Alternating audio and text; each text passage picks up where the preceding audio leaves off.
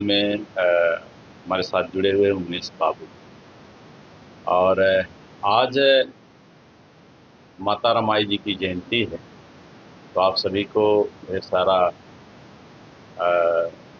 क्रांतिकारी जय भी। क्योंकि तो आज मेरा कुछ विषय है उमेश बाबू से कि जो आज के डेट में जो महिलाएं हैं और महिलाओं के प्रति सोचने का जो माता रमाई का जो योगदान रहा, तो आप इसको किस तरह से देखते हैं? आज उनकी जयंती है और उनके जीवन परिचय होना मुझे लगता है बहुत ज़रूरी है। तो मैं आपसे जानना चाहूँगा। जी। जिज्ञान भाई, जय हिंद, नमस्कार। नमस्कार। और आपने जो प्रश्न पूछा है तो अगर मैं ठीक से समझ लूँ जी, जी। तो बाकी सारी चीज़ें तो आप सभी लोगों को मालूम है।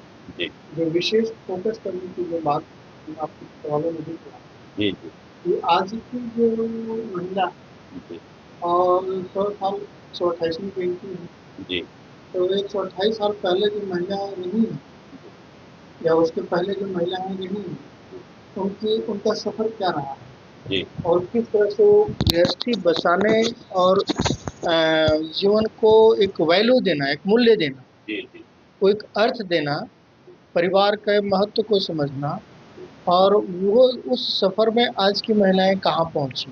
जी, तो बाबा साहब एक मिसाल हैं, जी, बहुत बड़ी मिसाल हैं, लेकिन और भी बहुत सारे लोग हैं मिसाल। जी, जी, बाबा साहब एक ऐसे चमकते सितारे हैं जिनको कि हम देख रहे हैं, बाकी लोगों को नहीं उतना जानते, लेकिन बहुत से ऐसे लोग हुए हैं।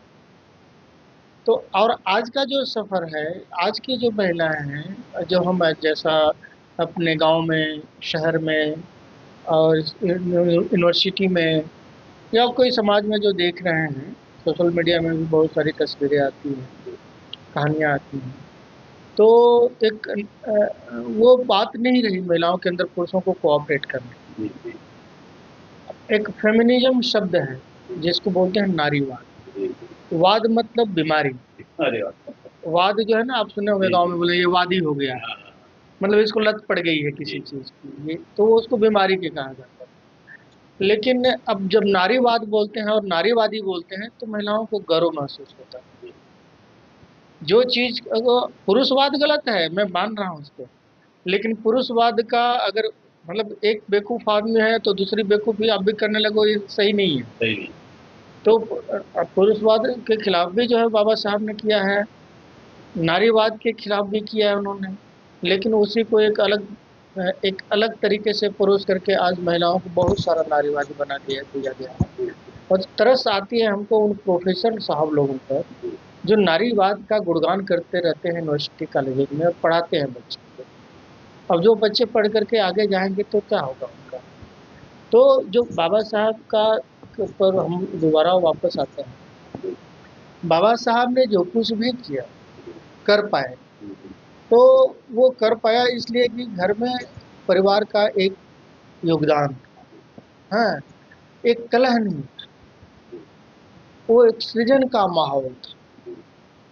रमाबाई में एक सृजन का भाव था कि हमको सृजन करना है, कठिनाई आएंगे जो सृजन को तोड़ने का, सृजन के भाव को खत्म करेंगे।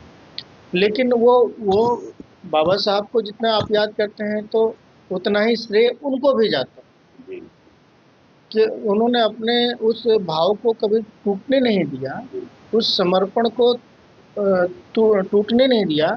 और यह रमाबाई की अपनी खूबसूरती है, वही अस्तित्व है। स्त्रीत्व और पुरुषत्व दोनों मिलकर के ही सृष्टि का निर्माण करते जी, हैं। लेकिन आज की महिला में उस तरह का सृजन का और एक दूसरे को कोऑपरेट करने का भाव जी, खत्म होता जा रहा है। और इसीलिए जो है बहुत बड़ा एक ऐसी समस्या पैदा हो रही है जो आगे आने वाले समय में महामारी का रूप धारण जी, करेगी है। और वो महामारी जो स्त्री और पुरुष के बीच की लड़ाई में पैदा हो जाएगा, जिसके लिए सोशल मीडिया बहुत ज़्यादा जिम्मेदार है। तो मैं तो रमाबाई के योगदान को इस तरह से समझने की कोशिश करता हूँ कि वह एक महान महिला थी और उन्होंने की वह एक मिसाल है इस बात की कि कैसे सृजन का भाव रखा जाता है और कैसे परिवार बसाया जाता है। बात बाबा साहब को सपोर्ट करने का नहीं है, बात औरत के मूल्य का है। हम अपने अंदर कौन सा मूल्य पैदा कर रहे हैं। देखने वाले हमारे जैसा व्यक्ति देखने वाला समझ जाएगा कि भाई ये व्यक्ति इतना बेहतरीन काम किए हैं, तो उनके पीछे जो है घर में शांति रही है। शांति नहीं, शांति होती नहीं है, शांति व्यवस्था बनाने का प्रयास किया जाता है। हाँ, चीज़ों को तालमेल बनाया जाता है। तो घर में कितना बेहतरीन तालमेल रहा होगा जब ये सारी चीज़ों का निर्माण बाबा साहब कर पाए, इतना पढ़ लिख पाए, बड़ी बड़ी चीज़ें, बहुत बड़ा बड़ा काम किया तो कर पाए, तो उसके पीछे जो है उनका कितना योगदान रहा होता है, ये सोच करके हमें मतलब बहुत गर्व होता है। और हम यही कामना करेंगे कि इस तरह का तालमेल बनाने वाले महिलाएं हर घर में पैदा हों। पर समाज के प्रत्येक घर में जो है इस तरह की महिलाएं पैदा हों जो तालमेल बनाएं। और पुरुष वर्ग है उसको भी जो है ये है, मैं यही कामना करूँगा कि आने वाले समय में सारे लोग जो है अपनी काबिलियत को, अपने मूल्य को निखारें और महत्वपूर्ण जो जो चीज़ें हैं अपने उनके जीवन का उसको करें, ताकि समाज उनको याद करे और उनका जीवन अर्थपूर्ण हो। धन्यवाद। जी जी जी। तो आप मेरे बाबू जी से पूछ रहे थे और उससे पूछा कि रमाबाई का योगदान, तो रमाबाई का योगदान और डॉक्टर बाबा साहब का योगदान।